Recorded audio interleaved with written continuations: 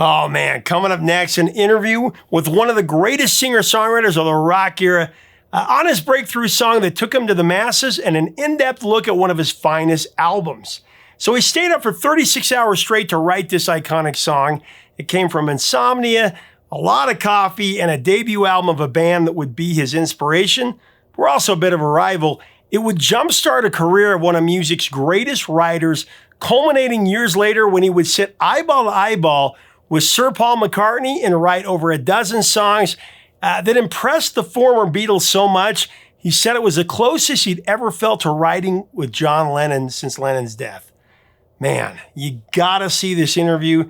This guy is a class act. He's coming up next on Professor of Rock.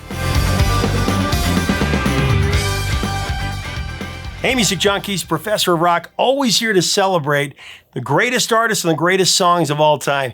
You know, if you remember belly laughing to the movie Airplane, you're going to dig this channel of deep musical nostalgia. Make sure to subscribe below right now. Got some great news. We have a new merch provider. We partner with 80stees.com. And this is the t-shirt of the day. It's a Human League Dare, one of the great albums of the 80s. Make sure to get yours. Click on the link right up here or below. Go to 80stees.com where you'll get thousands of the coolest t-shirts you'll ever see. Seriously. Oh man, we got a great edition of Revelations for you today. It's time for Revelations, where featured artists share rare stories behind their greatest songs and their greatest albums, insight you truly won't find anywhere else. And today we have a truly fascinating interview with a legend, legendary singer-songwriter Elvis Costello. He tells a story of pulling an all-nighter to write Watching the Detectives, which would kick off a whole new musical revolution in the late 70s. We also go in-depth on some of the key tracks from his 1986 masterpiece, King of America, which traces the songwriter's musical odyssey through America. But this new box set, it goes from America, from Hollywood to the South and beyond, and his longtime creative partnership with T-Bone Burnett in a brand new 6-disc box set that's out right now. Plus, we talked to him about writing songs with Paul McCartney. One of my favorite interviews, truly. This guy is a genius. Let's get into it. Ringo had come in to visit. Ringo asked me to produce him at that time, and I just figured I wouldn't be able to do a good job on something like that. Maybe writing with Paul would have never happened if I'd produced Ringo, because he would have said, well, he's Ringo's guy, Yeah, that's true. When we got in the room, and the first thing we write is Veronica,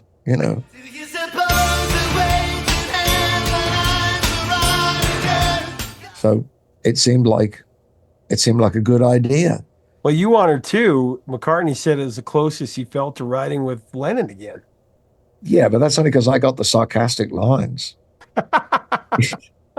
He gets the kind of starry-eyed lines, and I get the cynics lines. And he actually stopped in the middle of the take when we were doing the demo and said, "Hold on a second." He actually sort of caught it, and sort of said, "I've seen this movie before," and we've got to get it less like that. It's not what you said the other night. It's just also where my voice lies compared with his. I couldn't sing above him. Hamish Stewart was brought in from the Average White Band because he could sing high harmony to Paul and play bass when Paul wanted to play guitar. I couldn't play bass, so I was in the band for a minute on the record. I'm playing guitar, and we actually tried to cut these things as a band. Yeah. For the first drafts I don't think those versions are as good as the demos. The demos are the story. The demos, the two-man demos, are as good as anything I've ever recorded. There's so much joy in having just written them. There's unself-conscious, even when I went, you know that you want her to. I know that you want her to. I want to ask you about the song that many consider your breakthrough track, Watching the Detectives. She's watching the detectives. Yeah. Your first hit single, your debut hit from 77. There was a definite change in the air. Now, bear in mind, like the year or so before, I was still playing my acoustic guitar in where they'd let me, which weren't many places.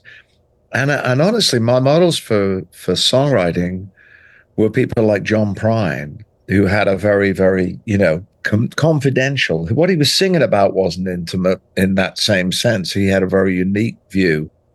and some humor to the way he could express things. And then there would be very serious subjects, but he sang them in ways that didn't make, there was no self-pity in the songs. And there was a lot of singer-songwriters that was a lot to do with feel sorry for me for this thing that happened. Well, it took me years to get those souvenirs.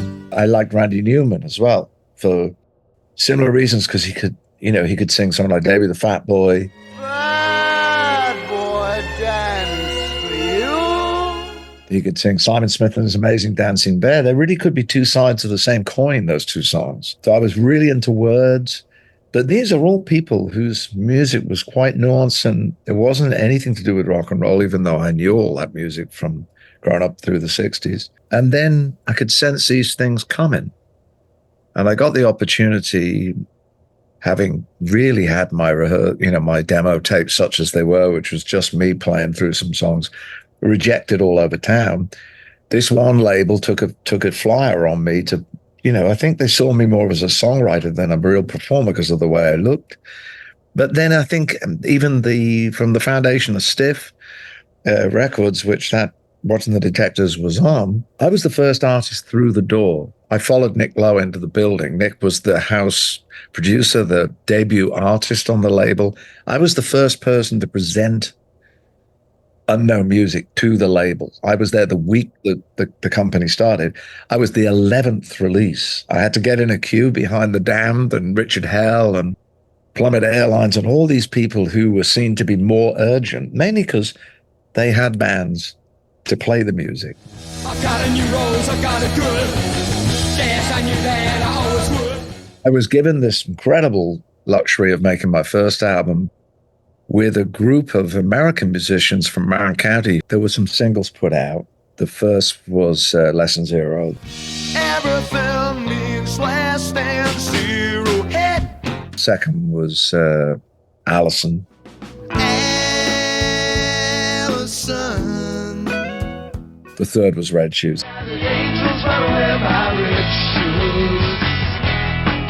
Then they said, well, okay, we're nevertheless going to release this as an album.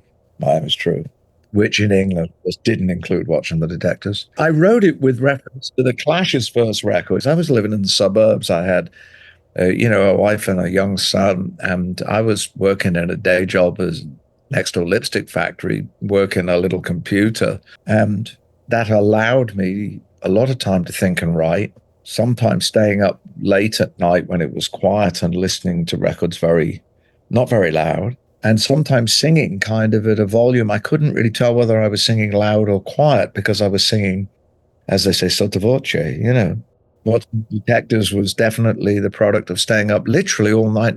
This new record by The Clash, there was enough on it that intrigued me in the rhythm. How the song came to be was from that process. Bear in mind now, I had the experience of having done the first album, which is largely performances of a guy singing surrounded by really good musicians who come from a slightly different experience of music. There's some distance between those things. There's incredible playing on those First Attractions records, but it's not about groove. It's about attack. Watching the Detectives is both, really, because it starts with an incredible distorted drum fill, which is just the sound of that Pathway room with every mic open. It's not any clever echo effect.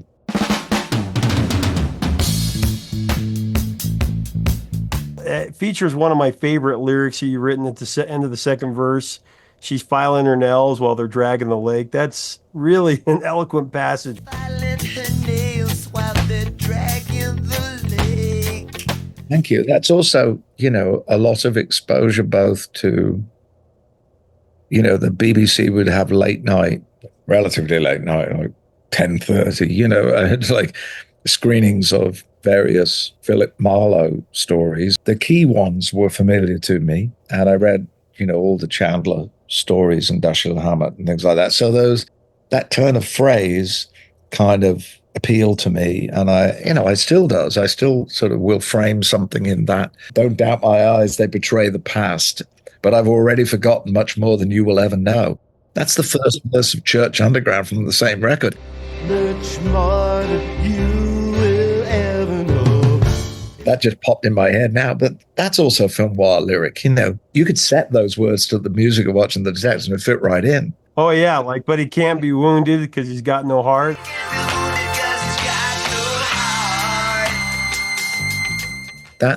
It's not a real person, but a person in a drama already that I'm commenting on, So that technique for songwriters watching this is a door through which you then have to have another reason than just creating the mood of it. And obviously the chorus is the reason. She's watching the detectives. I just think it's cool that inspired by some of these detective movies and shows you're talking about, and then later they use it as the theme for that PBS documentary series, History Detectives. So I thought that was a nice touch, It's just like watching the detectives. At first, I was very hands-off about all licensing of things because I felt it would interfere with people's feelings about those songs.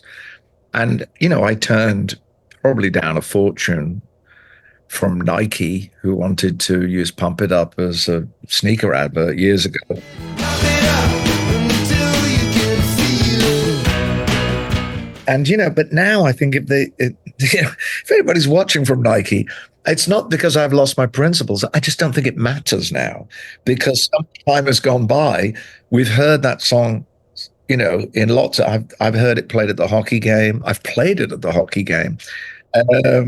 It's been attached to the trailers of a number of songs. It's the opening scene of Downtown Al with a fabulous version by Margot Price.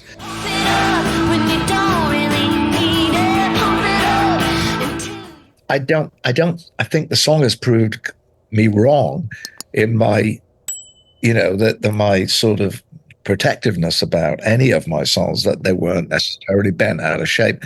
I don't have the same sensitivity, and most younger people think you were crazy to turn down product placement like that, because they're looking for that connection. I'm not particularly, I don't feel I need to necessarily be endorsing anything. Yeah, I mean, Bob Dylan allowed, his music to be used by Victoria's Secret. So fantastic. Wonderful. I just love it. I love it. I love it. I'd give anything to be with you. He said the same thing. He said, I don't think it matters. So I think that's it. Really doesn't. But then again, he made that beautiful, you have to say just the final word on noir. They made that fabulous little film around his performance of The Night They Called It a Day, which is a beautiful. The night we called it a day. Well, it puts you in the mind of what curiosity might have led to wanting to record that kind of song. And secondarily, it's just great fun to have dress up.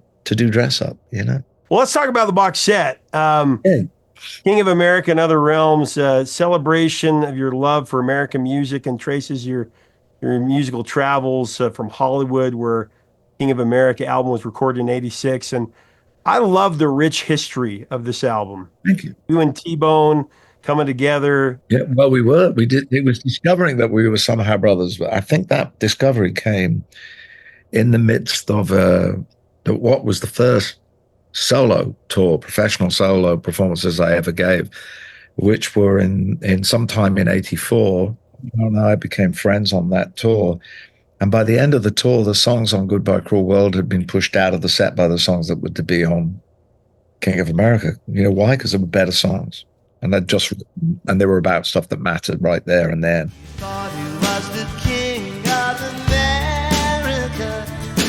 Well, let's talk about Brilliant Mistake. I love the range of emotions in that song, introspective melancholy, but also sprinkled with, some humor.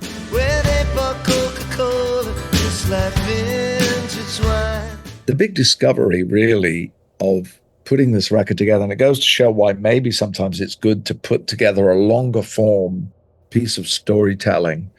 I accept that not everybody either can afford or will want a 6 CD collection that covers this ground. They are, after all, getting also, 35 pages of writing about it from me. That's, and all of that. It's a beautifully made piece. But of course, all the music is available, the usual ways of downloading, streaming, stealing. You can do all of those things, But the the kind of, with reference to that song, we did come across this, the existence of the multi-track of a couple of pieces that are in the box. One are the demos that I made in London before I went to Hollywood. And obviously these are close to the first drafts, if not the first drafts, certainly the first recorded drafts of any of these songs. The other songs were more surprising still because they, in some cases, had sometimes just a few lines, but in the case of Brilliant Mistake, had two completely different verses in it, utterly changing the song. It was just a boulevard of broken dreams. I mean, the first song began with the idea of it being about America, but I didn't write it in America. I wrote it looking into America. And I told you, it's just kind of the way I was thinking about this song when I wrote it. And I guess at some point, I stepped away from the more personal things it was saying and made the song, as you said, more humorous, more satiric anyway. The second verse about the ABC and all of that, Said she was working for the ABC News. It was And I think that's a choice that songwriters have, to find some things that are really come from deep down and are, if you think about them for a minute, quite revealing, but they're not making a self-conscious and self-important or self-satisfied case for that confessional aspect. And I don't know whether King of America is a great record, but I think it's got a closer claim to having a balance between very personal things that are considered for a moment, placed in a way that, like even if it's the release to a chorus, which has more universal ideas within it, that is just what I know about songwriting from experience. I've not necessarily followed it in every song I've written, but it's particularly in evidence in these songs. And then on the end of this box, where if you get that far down this story and you even care, we're in Cape Fear in January this year, I think it was, or maybe it was just into February. And we got a take live on the second to last night of the tour, or the last night of the tour, where we played Brilliant Mistake in a minor key with a kind of habanero kind of rhythm. And some people, what the hell are they doing with this song? I'm going, because we've traveled this distance and the promises or the brilliance and the mistakes are in greater distance from one another than ever before. And this is what it sounds like. It sounds like this version tonight. And the next time you come see us, it'll be different again. Because songs are there to be, sincerely or curiously interpreted. And therefore, when you look over the songs that are chosen for this, as you see, if you read the notes, the songs are gathered together under subtitles. There is focus on the songs recorded in Mississippi, the songs and the work that we did with Alan Toussaint, which was like an incredible education to work with him. And then a group of songs that are specifically carry on the theme of Suit of Lights, about the life that I actually am involved in, which is performing. And they put him in a suit of lights. Well, Elvis, man, it has been an honor, a pleasure. Fun, didn't we? I think it was good. Oh, I had a great time, man. I really thank you. Good. And We talked about a lot of stuff. Your questions were great, man. That's why I kept talking, because believe me, when you do some things, it's like, oh, you just tell us a story you told before, but we didn't do that. We talked about different stuff. And it's important to keep the emphasis on the narrative, and the reason why you do stuff is why it's happening. Even if you talk about stuff a long time ago, if you can remember why it was written from an emotional point of view, which your questions led me to, which I'm really grateful for. So thank you for that. make sure to pick up Elvis Costello's brand new box set, King of America and Other Realms. This definitive collection features new 2024 remaster of the classic 1986 album King of America, previously unreleased 1987 live concert that was recorded at the Royal Albert Hall in London, newly discovered Red Bus demos, and a collection of songs and collaborations, his recording adventures across the U.S., There's unreleased demos, outtakes, and live recordings. It's amazing. This one-of-a-kind 97-track musical journey is guided by Costello in a newly cell-penned 35-page essay, beautifully illustrated with numerous rare and never-before-seen photos in a 57-page booklet. The discs are housed in a handsome 12 by 11.5 package, startlingly beautiful cover shot by Terrence Donovan. Click down below to get it, or click right here. You gotta have this set, it's amazing. Leave us a comment about Elvis Costello, about watching The Detectives, about King of America. What are your memories of these songs? What are your thoughts on this genius? Let us know below. Let's have a great discussion honoring what I feel is one of the top 5 lyricists ever. What do you think? If you like our content, we invite you to subscribe. Until next time, 3 chords and the truth, my friends.